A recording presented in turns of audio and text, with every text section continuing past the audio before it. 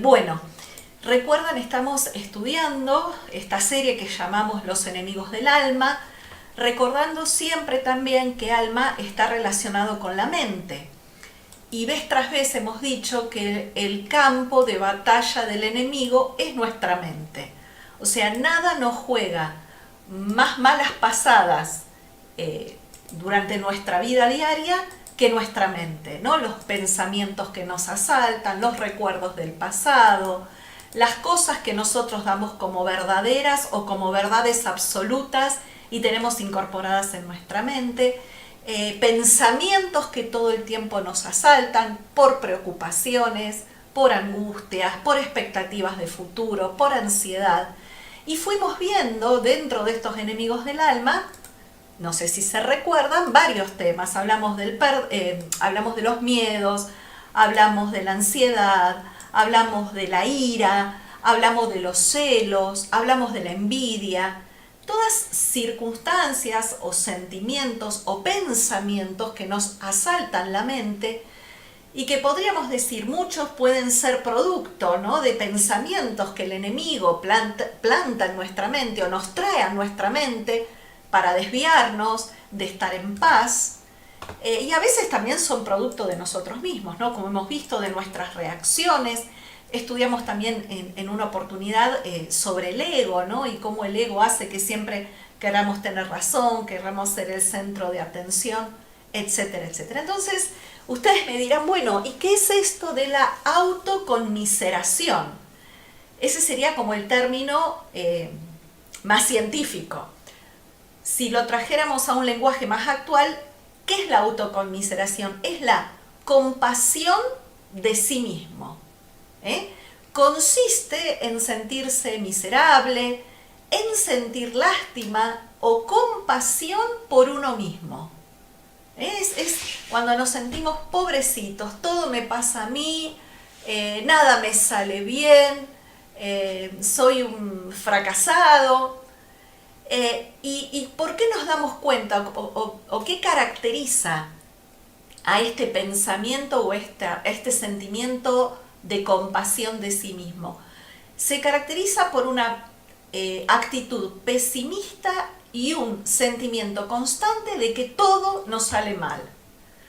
Eso nos lleva a concentrarnos demasiado en nosotros mismos y en todo lo que sucede a nuestro alrededor, siendo siempre nosotros el protagonista de la tragedia más grave, sin considerar a quienes nos rodean, ¿no? Entonces podríamos llamarlo también, si queremos, algo así como la victimización, ¿no? Soy víctima de todo lo que me pasa, soy víctima de los demás, de lo que los demás hacen conmigo, soy víctima de las circunstancias, soy víctima de mis malas decisiones. Eso sería, hablando en cordobés básico, la autoconmiseración. Quien siente esto, siente obviamente pena por sí mismo, y el gran engaño es que nos consideramos que no somos merecedores de algo bueno. O sea, estamos como siempre predispuestos a que eso malo me va a acontecer. Obviamente la autoconmiseración, así como todos los enemigos del alma que estuvimos estudiando, es un pecado. Hay que llamar al pecado, pecado. Y se manifiesta, como dije, a través de un constante lamentarnos, de falta de fe, de un egocentrismo, porque como nos pasan cosas, entonces todo se centra en mí, y una deficiente entrega a la voluntad de Dios. Y obviamente si este sentimiento de víctima, digamos, persiste en el tiempo, se convierte en antesala de dos cosas graves también: de la depresión y de los resentimientos. Puede llevarme estar dando vuelta en esta victimización en depresión, y puede terminar en resentimiento. ¿Resentimiento por qué? Porque siento que todos los demás están bien y todas las cosas malas me pasan a mí. Por supuesto, este sentimiento es uno de los que más infelicidad produce y que más carcome nuestra mente, nuestra alma, nuestra mente. Es un obstáculo para todo progreso espiritual y puede cortar toda efectiva comunicación con nuestros familiares, con nuestros compañeros y aún con nuestros amigos, debido a la reclamación, ¿no?, que hacemos de exagerada atención y simpatía. Es decir, esta autoconmiseración que obra a nivel del alma, como decimos, hace que sintamos miedo hace que sintamos lástima de nosotros mismos, nos pone en el centro de la escena y estamos, ¿no?, al ser el centro de la escena y ser víctima de todo, hace que generemos o demandemos la atención de otros. Creo que todos en algún momento de nuestra vida hemos pasado o hemos atravesado una situación así. Por supuesto, como decíamos, que es un pecado, y también dijimos que Satanás lo usa, ¿no? A veces, o la mayoría de las veces, siempre es Satanás trayendo estos sentimientos o pensamientos a nuestra mente. ¿Y para qué lo usa? Una de las cosas para las cuales el enemigo lo usa es para que nos apartemos de Dios y su voluntad. Si ustedes recuerdan, vamos a empezar a buscar, tenemos varios textos bíblicos que trajimos para analizar este tema. Mateo 16 del 22 al 23, si alguno ya lo puede ir buscando, vamos a ver cómo el enemigo trató de que Jesús mismo, el Hijo de Dios, Jesús, nuestro Salvador, él sintiera, lo tentó a sentir en Jesús la autoconmiseración. ¿Quién puede leer el texto que les pedí recién?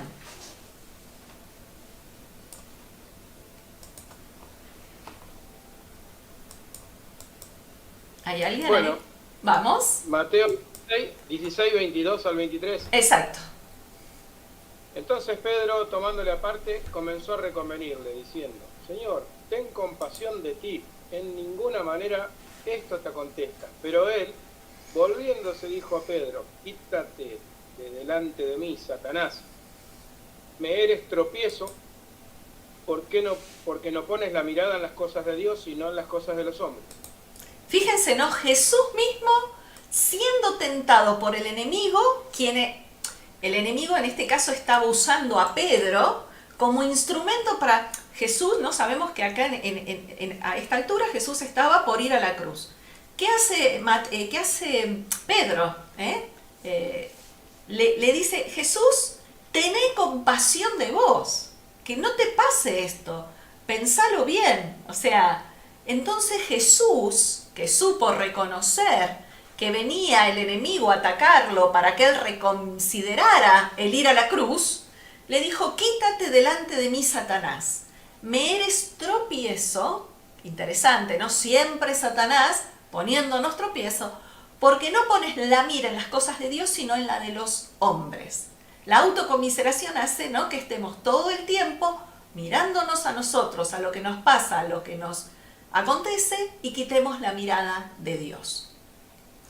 Cuando nos esforzamos por servir a Dios más allá de nuestras fuerzas humanas, cuando pasamos momentos de pruebas, de dolor, siempre les aseguro, y creo que ustedes lo han experimentado también, siempre vamos a escuchar la voz del enemigo que nos dice: ten compasión de ti, no visites a tanta gente, no estés tanto tiempo predicando, no estés tanto tiempo dedicándoselo a enseñar la palabra de Dios, a que las personas cambien de vida. Pensá un poco en vos te mereces un descanso, vos te mereces ver televisión.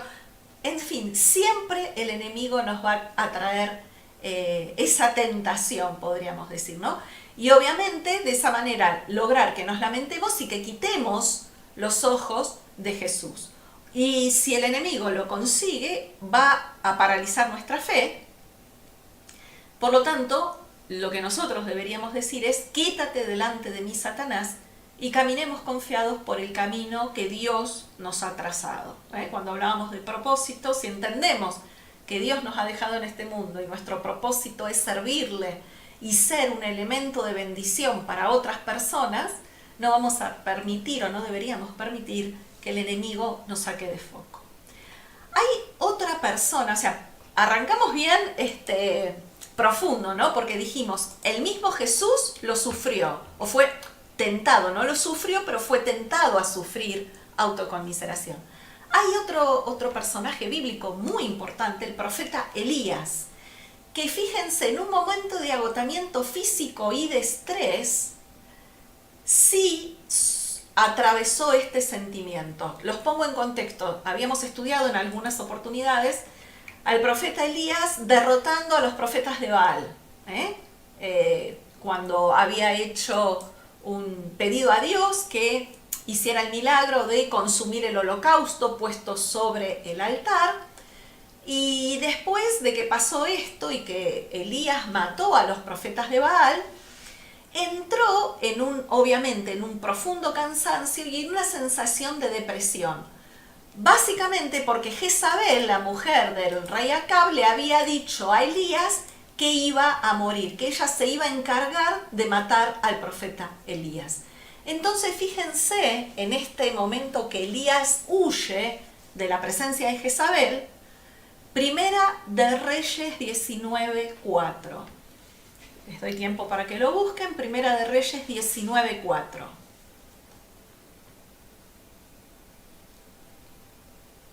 Acá lo tengo. Bueno. Y él se fue por el desierto un día de camino, y vino y se sentó debajo del enebro. Y deseando morirse, dijo, basta ya, oh Jehová, quítame la vida, pues no soy yo mejor que mis padres. Tremendo, fíjense, ¿no? Hasta tal punto se deprimió, hasta tal punto se sentía mal el profeta Elías, que es más, va a ir a decirle a Dios, basta ya, no aguanto más, o sea, yo soy el pobrecito, yo soy al que amenazaron, el único que quedó, que sale a defenderte a vos. Le va a llegar a decir a Dios el profeta Elías, quítame la vida. O sea, llega a un punto de depresión tal que de alguna manera está deseando morirse, ¿no? Entonces, obviamente la autoconmiseración lo primero que hace es quitarnos la alegría. Una persona que se victimiza no es alegre, y como les dije, causa depresión, causa angustia, y obviamente puede generar compasión de parte de otras personas que lo rodean. Pero este sentimiento va a seguir generando semillas de angustia y de dolor en su vida, que en algún momento deberá recogerlas, ¿no? No nos queda otra alternativa. Si queremos paz, felicidad y sobre todo tener la mirada puesta en Dios, no sucumbir a esta tentación de la autoconmiseración. Cuando consideramos nuestra situación y ponemos los ojos en nosotros mismos y no en el Señor, nos vamos a encontrar obviamente con todas nuestras imposibilidades. Vamos a ver que lo que tenemos por delante es muy difícil, no tiene solución, nos enfrentamos con fracasos, con frustraciones, y es así, ¿no?, que entramos en este círculo vicioso de ver todo lo malo, lo negativo, lo que es imposible, y entonces empieza Satanás a utilizar esto de la autoconmiseración. ¿Qué produce en nosotros? Un constante lamentarnos, ya les dije, falta de fe, deficiente entrega a la voluntad de Dios. Algunos usan la autoconmiseración o la lástima de sí mismos para atraer la atención de los semejantes y tenerlos a su disposición. Porque la persona que se victimiza, ustedes lo habrán experimentado, pasan a ser el centro de atención. Entonces, todo su círculo íntimo empieza a girar alrededor de él. La persona con este sentimiento quiere que todos estén alrededor de ella.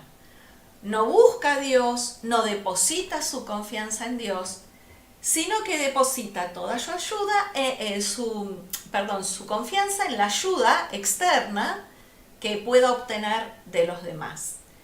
Y fíjense lo que dice Jeremías 17:5. texto muy interesante, una exhortación que Dios nos hace a través del profeta Jeremías. Jeremías 17:5. Así ha dicho Jehová: maldito el varón que confía en el hombre, y pone carne por su brazo, y su corazón se aparta de Jehová. Fíjense, ¿no? Hay una maldición si confiamos en el hombre. La ayuda, muchas veces sí, las personas que nos rodean y que nos aman nos van a contener, nos van a acompañar, nos van a comprender, pero lo más importante es que nosotros pongamos, cuando vemos que este sentimiento viene a nosotros pongamos nuestra fe, nuestra confianza, no en el hombre ni en la ayuda que el hombre me va a poder dar, porque en definitiva es otro humano limitado como yo, y pongamos nuestra fe, nuestra confianza y nuestra mirada en Dios, el Dios de lo imposible, el Dios todopoderoso, el Dios que nos ama y siempre, siempre quiere nuestro bien. Confiemos solo en Dios y que Él sea el centro de nuestra vida. Quienes se lamentan por las circunstancias de su vida, desconocen que Dios tiene todas las cosas bajo su control. Por supuesto, es fácil decirlo y generalmente en medio de las circunstancias adversas de la vida, tendemos más a querer resolver las cosas por nuestros medios que tener la fe depositada en Dios. Hay algo que siempre tenemos que recordar. El dolor es inevitable. ¿Qué digo con esto? En la vida vamos a tener situaciones que nos van a provocar dolor, de las más diversas. Sin embargo, si bien el dolor, las situaciones dolorosas no las podemos evitar, el sufrimiento es opcional. Las cosas van a pasar, las circunstancias van a acontecer, las cosas no van a salir como esperamos ni como pretendemos muchas veces. Sin embargo, nosotros podemos decidir cómo reaccionamos frente a ese dolor. Porque el sufrimiento es opcional. Yo voy a decidir si sufro, me desespero, me deprimo, me tiro en un sillón, deseo como el profeta Elías morirme, o decido yo, opto por poner mi fe y mi confianza en Dios. ¿Cuáles son las características de una persona que experimenta este sentimiento de autoconmiseración?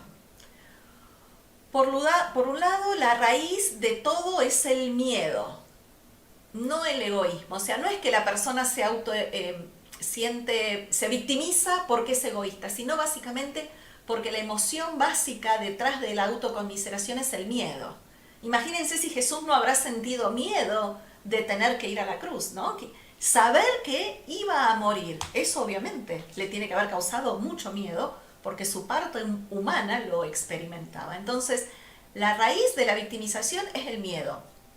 Es una persona, como dijimos, que siente pena por sí mismo, cree que no merece nada bueno, habla de carencias internas, de necesidades no satisfechas en la infancia. Ya en algún momento les voy a hablar en alguno de nuestros encuentros sobre el rechazo y el abandono. Pero hay rechazos, abandonos experimentados en la infancia que crean carencias internas y eso puede llevar a que yo me victimice.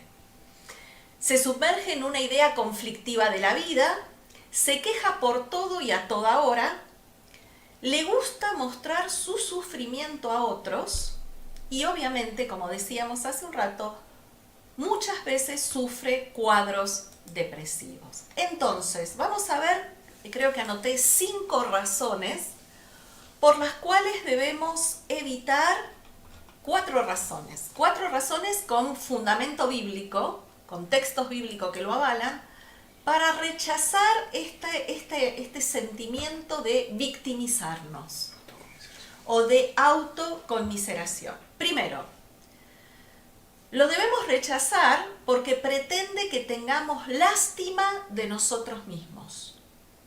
Repito, porque pretende que tengamos lástima de nosotros mismos. El libro de Lamentaciones 3:39, Lamentaciones fue escrito por el profeta Jeremías. Viene Isaías, Jeremías, Lamentaciones. Se los leo yo que lo tengo acá. Lamentaciones 3:39 dice: ¿por qué se lamenta el hombre viviente? Laméntese el hombre en su pecado. Miren qué interesante, ¿no? Cómo coincide justamente este texto con este periodo que hablaba Horacio, que estamos transitando estos 40 días, este proceso de arrepentimiento. Dice: ¿por qué se lamenta el hombre viviente? Si hay algo de lo que debemos lamentarnos es por los pecados que cometimos. Cuando Jeremías escribió esto, él estaba mirando a Jerusalén destruida. Por eso el libro se llama Lamentaciones, Lamentaciones de Jeremías. ¿Por qué Jeremías estaba lamentando? Porque la ciudad de Jerusalén había sido destruida. Entonces él se acordaba de los hermanos muertos en manos del enemigo y cómo el resto de los que sobrevivieron fueron llevados cautivos a Babilonia. Sin embargo, Dios no quiere que nos entreguemos a un lamento eterno por las circunstancias de nuestra vida y que nos pasemos siempre recordando nuestros fracasos y nuestros dolores. Y eso obviamente es lo que sí quiere el enemigo, ¿no? Lo que realmente debe ser lamentado es nuestro pecado, porque una vez arrepentidos, hallamos perdón y paz en Dios. Segunda Corintios, si alguien lo puede buscar, Segunda Corintios 7 del 9 al 10, miren qué interesante lo que nos dice el apóstol Pablo. En Segunda Corintios 7 del 9 al 10.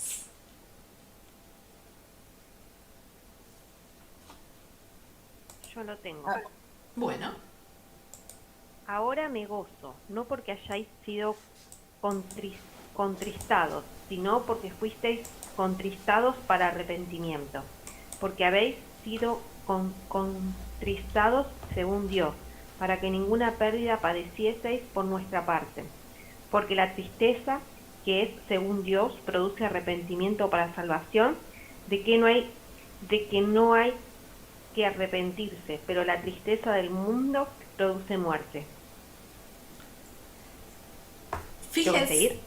No, hasta ahí. Entonces, acá está hablando, ¿no?, de la tristeza. El contristarnos es esa sensación de, una de las sensaciones o de las emociones que experimentamos cuando nos damos cuenta que pecamos, ¿no? Lo que Dios quiere es que de alguna manera rechacemos esa tristeza. ¿Por qué? Porque lo que Pablo está diciendo es bueno que el pecado nos lleve a entristecernos, pero no nos quedemos entristecidos y centrados en nosotros mismos lamentándonos, sino que lo importante es que esa sensación, ese paso en este proceso de la vergüenza que sentimos por haber pecado, nos lleve al arrepentimiento. Una cosa es como quedarnos... como una especie de alerta, o sea, si tenés tristeza, hay que hacer algo más. Exactamente, porque Satanás, acuérdense, o el enemigo, le encanta jugar y utilizar la culpa para mantenernos frustrados, para mantenernos sin esperanza, para que pensemos, no tenemos salida, no merezco nada bueno, esto siempre se va a repetir, ¿no? Entonces, importante esto, tenemos que rechazar la autoconmiseración porque nos lleva a centrarnos en nosotros mismos. Segundo motivo por el cual debemos rechazar ese sentimiento de autoconmiseración es porque pretende que vivamos sin fe en el Señor, sin fe en Dios. Cuando ponemos los ojos en nosotros mismos, en nuestras situaciones y no en Dios, nos encontramos con todas nuestras imposibilidades y frustraciones y dijimos que ahí es cuando empieza la autoconmiseración actual. Cuando, por ejemplo, algunas cosas que nos pueden pasar, miramos a nuestro marido o a nuestra esposa inconverso. Obviamente eso nos lleva a lamentarnos. A veces miramos a nuestros hijos rebeldes, a veces miramos a un jefe o a un superior imposible de soportar, a veces un vecino con el cual no nos llevamos bien. Seguramente nuestra fe va a declinar y veremos, si vemos con los ojos humanos, que la situación es imposible. Fíjense un ejemplo que tenemos en el libro de Números, capítulo 13. El 13:33 es uno de ellos. Dice, vimos allí gigantes, hijos de Anac, raza de los gigantes, y éramos nosotros, a nuestro parecer, como langostas, y así les parecíamos a ellos. Y debe estar más adelante. Yo les leo los que anoté y voy a buscarles después el texto. Dice, entonces Moisés y Aarón se postraron sobre sus rostros delante de toda la multitud de la congregación de los hijos de Israel, y Josué y Caleb, que eran los que habían reconocido la tierra, rompieron sus vestidos y hablaron a toda la congregación de los hijos de Israel diciendo, la tierra por donde pasamos para reconocerla es tierra en gran manera buena. Si Jehová se agradare de nosotros, Él nos llevará a esta tierra y nos la entregará. Tierra que fluye leche y miel. Por lo tanto, no sean rebeldes contra Jehová, ni temáis al pueblo de esta tierra, porque nosotros los comeremos como pan, su amparo se ha apartado de ellos, y con nosotros está Jehová, no los temáis. Fíjense, cuando ellos sintieron la autoconmiseración... Es la 14 del 6 al 9. Ahí está. Entonces es el 13:33 y el 14 del 6 al 9. Gracias, muchas gracias por la ayuda. 14 del 6 al 9. Yo me comí, anoté mal la cita. 14 del 6 al 9. Pero ven, vuelvo a repetir. Cuando sacamos los ojos de Dios y ponemos los ojos carnales en las circunstancias o en las situaciones, nos va a parecer lo mismo que a estos espías. Ellos vieron a los descendientes de Anac y se sintieron, que obviamente eran gigantes, porque los descendientes de Anac eran gigantes. Sin embargo, dice que ellos se sintieron como langostas. Y los únicos dos que vieron con los ojos de la fe y que decidieron apoyar su fe en Dios, dijeron, Dios nos va a llevar, Dios nos va a dar a poseer la tierra. Con nosotros está Yahweh, no teman. Entonces, cuando enfrentamos a los gigantes, que todos los días los enfrentamos, dificultades, adversidades, problemas de salud, problemas económicos, laborales, los que sean, de nuestra vida, desde nuestra propia perspectiva humana y no de la de Dios, terminaremos considerándonos langostas impotentes. Cuando sabemos que Dios, de Dios es la batalla, no nos consideramos unos pobrecitos, unos desvalidos, sino que sabemos bien en quién hemos creído y descansamos completamente en Él. Jeremías, el profeta Jeremías, capítulo 20, versículo 11, dice, mas Jehová está conmigo como poderoso gigante. Por tanto, los que me persiguen tropezarán y no prevalecerán. Serán avergonzados en gran manera porque no prosperarán. Tendrán perpetua confusión que jamás será olvidada. Tremendo ese texto, yo se los recomiendo, anótenlo, péguenlo en la puerta de la heladera, en el espejo. ¿Cuánto? Jeremías 20:11. Si alguien lo tiene, me gustaría que lo lean ustedes, porque es un texto para volver a leer, que nos infunde fe y confianza. Mas Jehová está conmigo como poderoso gigante. Por tanto, los que me persiguen tropezarán y no prevalecerán. Serán avergonzados en gran manera, porque no prosperarán. Tendrán perpetua confusión que jamás será olvidada.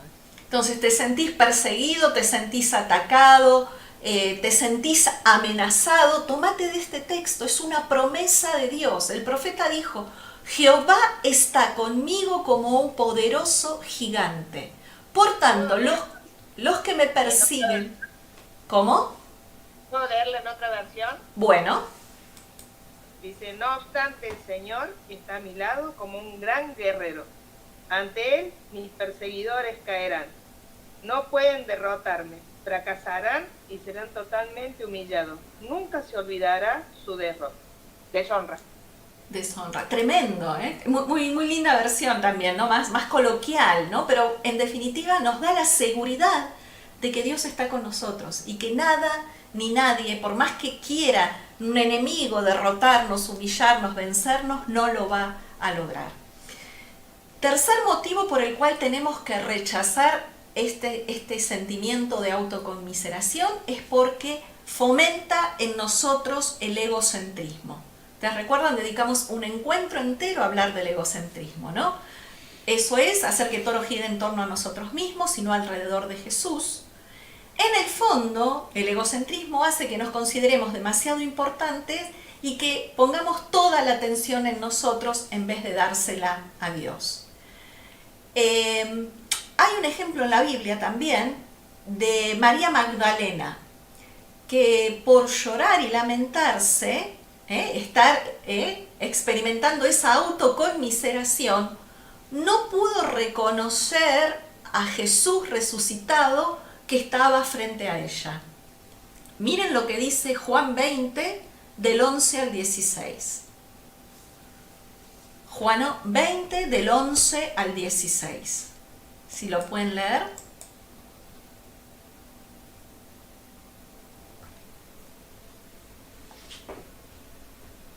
Sí. Bueno, 20 del 11 al 16.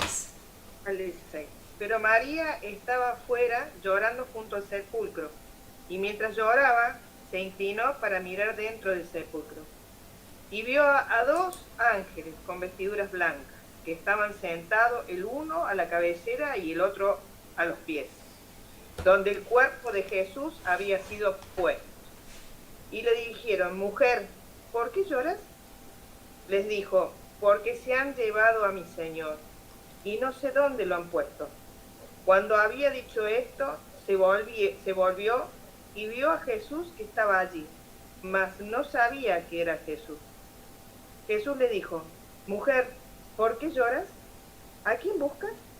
Ella, pensando que era el hortelano, le dijo: Señor, si tú lo has llevado, dime dónde lo has puesto y yo lo llevaré. Jesús le dijo: María. Volviéndose ella, le dijo: Raboní, que quiere decir maestro. Exactamente. Entonces fíjense, estaba frente a Jesús y por estar demasiado enfocada en su tristeza, en lo que la gran tragedia obviamente que había pasado, que Jesús había muerto, estar experimentando autoconmiseración, se perdió, no pudo ver, no pudo reconocer que el que estaba al lado de ella, hablando con ella, era Jesús resucitado. Isaías 26:3 nos dice: tú guardarás en completa paz a aquel cuyo pensamiento en ti persevera, porque en ti ha confiado. Que nuestro pensamiento siempre sea para el Señor. No estemos enfocándonos en nosotros, en el ego, sino en Dios. Cuarta razón por la cual no debemos rechazar la autoconmiseración. Porque no nos deja comprender lo agradable y perfecta que es la voluntad de Dios. Recordemos siempre que esa es la voluntad de Dios, siempre es agradable y perfecta. Cuando experimentamos autoconmiseración no lo podemos ver. Si nos lamentamos por las circunstancias de la vida, desconocemos que el Señor tiene todo bajo su control, que ni aún un cabello de nuestra cabeza cae sin que Él lo permita. Lo dice Jesús, ¿no? en uno de los evangelios. Es muy importante y que tengamos presente lo que la palabra de Dios dice en Hebreos 12:6. Hebreos 12:6.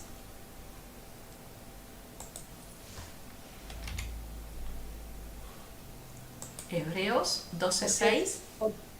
Porque el Señor al que ama disciplina y azota a todo el que recibe por hijo. A todo el que recibe por hijo, ¿no? Entonces, esto lo hemos estudiado, hemos dedicado algunas clases a estudiar el propósito de las pruebas, la diferencia de las pruebas y de las tentaciones. Pero bueno, la verdad es que todo lo que nos acontece siempre en Dios, aunque no lo podamos ver en medio de las circunstancias, siempre en Dios tiene un propósito. Y siempre el propósito de Dios para nuestra vida es para bien. Sabemos que las pruebas, que las aflicciones nos ayudan a crecer y a fortalecernos en la fe. Como dice Santiago capítulo 1, versículo del 2 al 4. Santiago capítulo 1, del 2 al 4.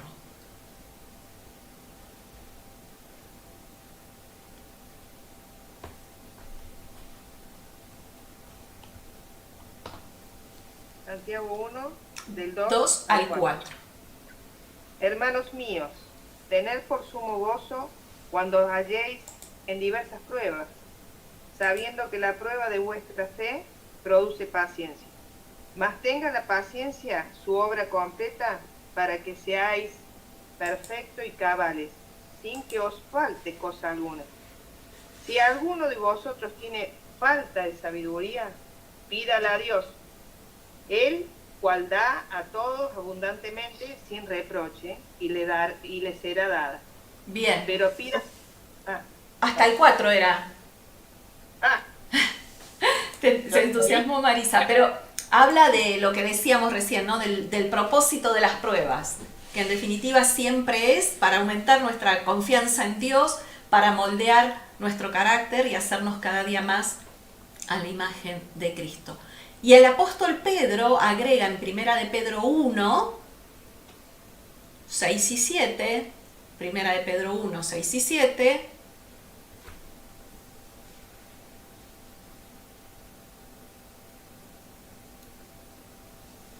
uno, 6, 7. uh-huh. Bien. En lo cual vosotros os alegráis, aunque ahora por un poco de tiempo, si es necesario, tengáis que ser afligidos en diversas pruebas, para que, sometida a prueba vuestra fe, mucho más preciosa que el oro, el cual, aunque perecedero, se pruebe con fuego, sea hallado en alabanza, gloria y honra cuando sea manifestado Jesucristo. Bien, sigue hablando del propósito de las pruebas de Dios para nuestra vida.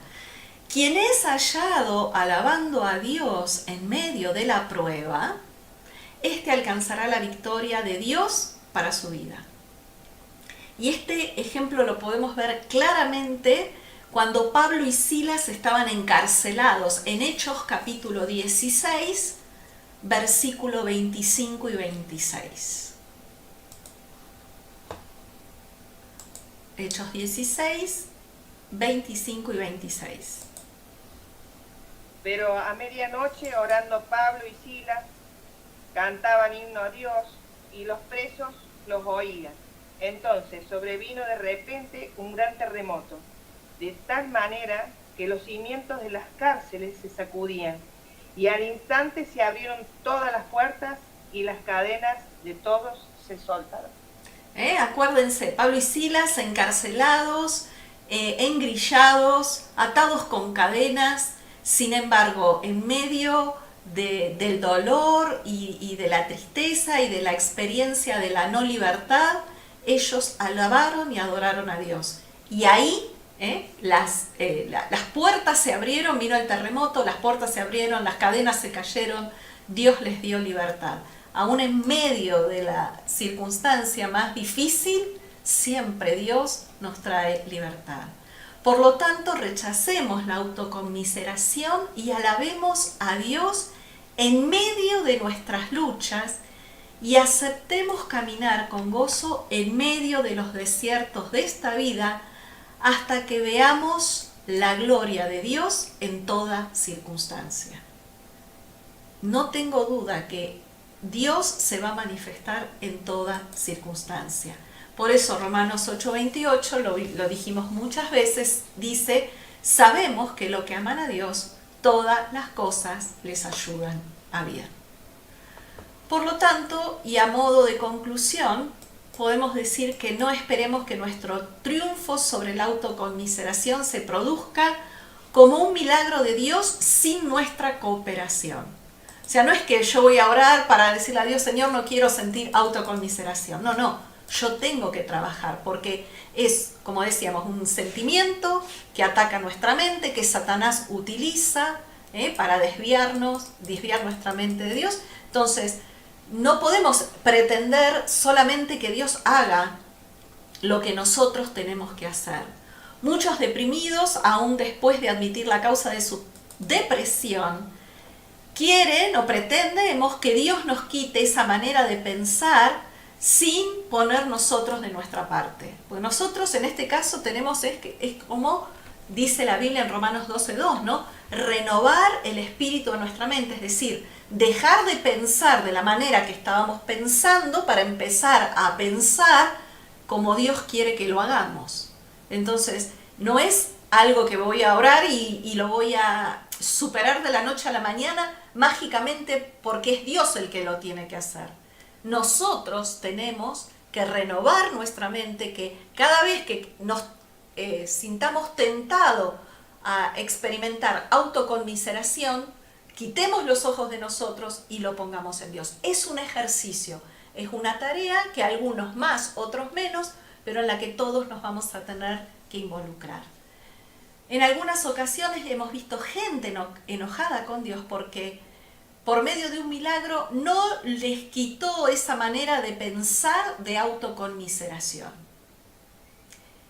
Es que Dios no hace por nosotros lo que de acuerdo a su palabra espera que hagamos nosotros por nosotros mismos. Por el contrario, Dios nos exhorta y nos alienta a cooperar con el Espíritu Santo que nos capacita para hacer todo lo que Dios nos ordena. Esa fuerza, esa capacidad, sí nos la va a proponer el Espíritu Santo, pero nosotros tenemos que hacer nuestra parte. La victoria sobre la autoconmiseración, sobre la depresión, puede ser nuestra como cristianos, como hijos de Dios, pero siempre y cuando echemos mano de todos los recursos espirituales de una vida llena del Espíritu Santo. Nuestra vida está llena de su presencia, llena de su palabra, nos aferramos a sus promesas, entendemos cómo Él quiere que vivamos, entonces lo vamos a poder derrotar. Rechacemos los dardos del enemigo que nos tientan a compadecernos de nosotros mismos y por lo tanto nos llevan a desalentarnos. Miremos a Jesucristo que reina con poder. Muchas circunstancias y aflicciones querrán desalentarnos, querrán que quitemos los ojos de Dios.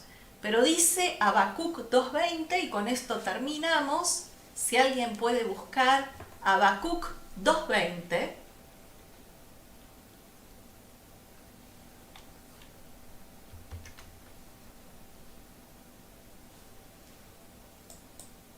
Habacuc, profeta menor, 2:20 dice. Era el profeta llorón. Dice, mas Jehová está en su santo templo, calle delante de él toda la tierra. Tremendo. Deja de victimizarte, deja de sentir autoconmiseración, deja de creer que todo lo malo te pasa a vos. Este texto infunde también fe en nosotros. Dice, Jehová está en su santo templo, calle delante de él toda la tierra. Es decir, Dios está en control siempre. No desesperemos, no desalentemos, no deprimamos, pongamos siempre nuestra fe y nuestra mira en Dios.